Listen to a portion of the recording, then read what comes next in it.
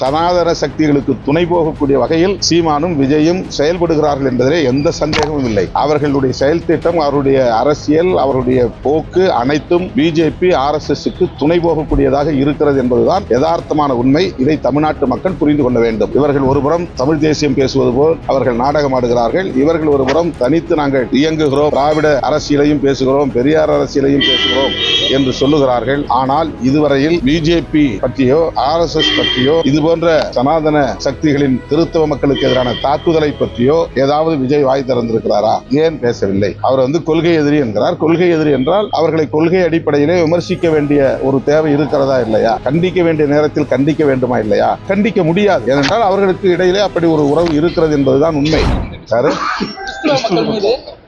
தேவாலயங்கள் மீதான தாக்குதல் இந்த கிறிஸ்துமஸ் அதனால்தான் தமிழ்நாட்டில் பிஜேபி வளரக்கூடாதுன்னு சொல்றோம். எவ்வளவு மோசமான சக்திகள், மதவாத சக்திகள், இந்த பாசிச சக்திகள் என்பதற்கு இது சான்று. இந்த மாதிரியான தாக்குதல்கள் கட்டவிழ்த்து விடப்படக்கூடிய சூழலில் வேண்டுமென்றே RSS, பஜ்ரங் தள், விஸ்வ இந்து பரிஷத், அனுமன் சேனா போன்ற அமைப்புகள் கிறிஸ்தவர்களை குறிவைத்து தாக்கி, கிறிஸ்தவ பொருள்கள் விற்பனை செய்யக்கூடிய அப்பாவி மக்களை தாக்கி மிக மோசமாக நடந்து கொண்டிருக்கிறார்கள். இதுதான் பாசிசம் என்று பொருள். இப்படி நடக்கும் என்பது பிரதமருக்கு தெரியும். ஆகவேதான் அதை திசை திருப்ப அவர் கிறிஸ்துமஸ் விழாவில் போய் பங்கேற்கிறார். ஒருபுறம் கிறிஸ்துமஸ் விழாவில் பங்கேற்றுக் கொண்டே அவருடைய சனாதன சக்திகள் இன்னொரு புறம் கிறிஸ்து பெருங்குடி மக்களை தாக்குகிற ஒரு அவலம் நடக்கிறது. தமிழ்நாட்டிலே RSSும் பிஜேபியும் வளர்வதற்கு அதிமுக உள்ளிட்ட கட்சிகள் காரணமாக இருக்கின்றன. துணை போகக்கூடிய சில அமைப்புகளும் இருக்கின்றன. அவற்றை நான் அண்மையிலே வெளிப்படையாக பேசினேன். இவர்கள் எல்லோரும் சேர்ந்து தமிழ்நாட்டில் இந்த மதவெறியர்களை காலூன்ற வைக்கப் போகிறார்கள். தமிழ்நாட்டிலும் இந்த கேவலம் அல்லது இந்த அவலம் அரங்கேறும் நாள் வெகு தொலைவில் இல்லை. எனவேதான் அந்த பாசிச சக்திகளை தமிழ்நாட்டுக்குள்ளே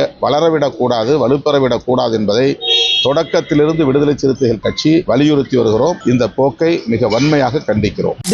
பெருமையுடன் தயாரித்து வழங்கும் மூன்வாக் மியூசிக்கல் நைட் ஜனவரி 4 ஞாயிறு மாலை 4 மணி அளவில் சத்யபாமா யூனிவர்சிட்டி சென்னையில் நடைபெற உள்ளது. உங்கள் டிக்கெட்ஸை book my show, district ticket 9 மற்றும் கின் ஆப் ஹலில் ஸ்கிரீன்ல தெரிகிற வாட்ஸ்அப் நம்பர், வெப்சைட் மூலமாக புக் செய்வோம்.